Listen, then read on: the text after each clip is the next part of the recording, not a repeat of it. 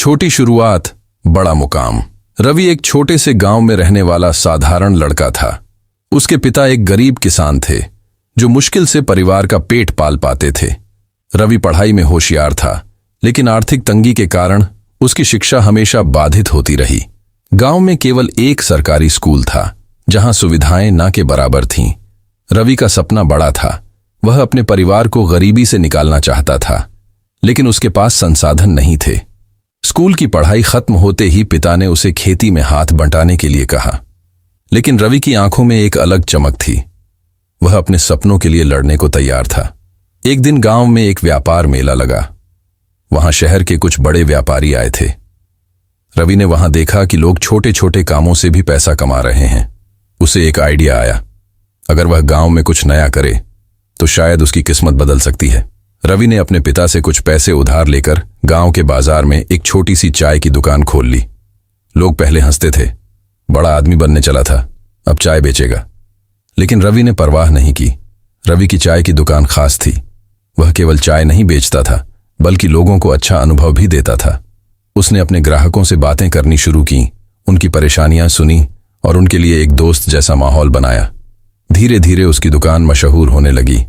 लेकिन जब सब कुछ अच्छा चल रहा था, तभी एक बड़ी मुसीबत आई।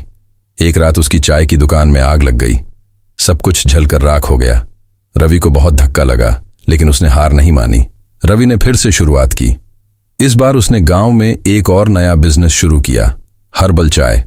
उसने गांव के बुजुर्गों से जड़ी बूटियों के बारे में जानकारी ली और एक खास तरह की चाय बनाई जो सेहत के लिए फायदेमंद थी। इस चाय की खासियत के बारे में धीरे धीरे शहरों तक बात फैल गई। कुछ व्यापारी उसकी दुकान पर आए और उसे बड़ा ऑर्डर दिया। रवि की मेहनत रंग लाने लगी, लेकिन मुश्किलें अभी खत्म नहीं हुई थीं। गांव के एक बड़े दुकानदार को रवि की सफलता पसंद नहीं आई।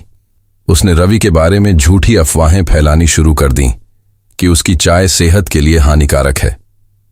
रवि पर दबाव बढ़ने लगा।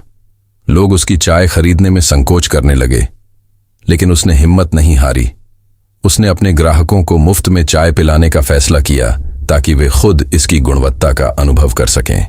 धीरे धीरे अफवाहें खत्म हो गईं और उसका व्यापार फिर से बढ़ने लगा। अब रवि केवल गांव में ही नहीं, बल्कि शहर में भी अपनी हर्बल चाय बेचने लगा। उसकी चाय की मांग इतनी बढ़ गई कि उसने अपनी खुद की एक छोटी फैक्ट्री खोल ली। उसने गांव के कई बेरोजगार युवाओं को नौकरी दी और उन्हें भी आगे बढ़ने का मौका दिया। कुछ सालों बाद रवि की कंपनी पूरे राज्य में मशहूर हो गई। अब वह केवल एक चाय बेचने वाला नहीं, बल्कि एक सफल उद्यमी था।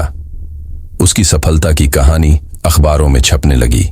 एक दिन वही लोग जो कभी उसका मजाक उड़ाते थे, उसकी फैक्ट्री में नौकरी मांगने आए। रवि ने उन्हें माफ कर दिया और कहा, अगर मैं अपने अतीत में ही उलझा रहता तो आज यहां तक नहीं पहुंच पाता।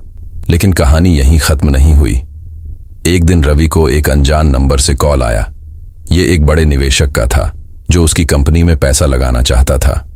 रवि को यकीन नहीं हो रहा था कि जो लड़का कभी चाय बेचता था, आज उसके पास करोड़ों की डील थी। लेकिन ठीक उसी समय एक और बड़ा संकट आया। उसकी फैक्ट्री में एक तकनीकी खराबी के कारण कई बड़े ऑर्डर रद्द हो गए। उसकी कंपनी पर दिवालिया होने का खतरा आ गया। रवि ने हार नहीं मानी। उसने अपने कर्मचारियों को इकट्ठा किया और कहा, हमने यह कंपनी मेहनत से बनाई है, इसे बचाने के लिए भी मेहनत करनी होगी। सभी ने मिलकर दिन रात काम किया और जल्द ही कंपनी ने खुद को संभाल लिया। निष्कर्ष, कुछ सालों बाद रवि की कंपनी ने अंतर्राष्ट्रीय स्तर पर पहचान बना ली। एक इंटरव्यू में जब उनसे पूछा गया कि सफलता का सबसे बड़ा मंत्र क्या है, तो उन्होंने कहा, छोटी शुरुआत से मत डरिए, क्योंकि हर बड़ी सफलता की जड़ें छोटे कदमों में ही होती हैं। रवि की कहानी हमें सिखाती है कि अगर हिम्मत और मेहनत हो तो किसी भी छोटी शुरुआत को बड़ा मुकाम बनाया जा सकता है।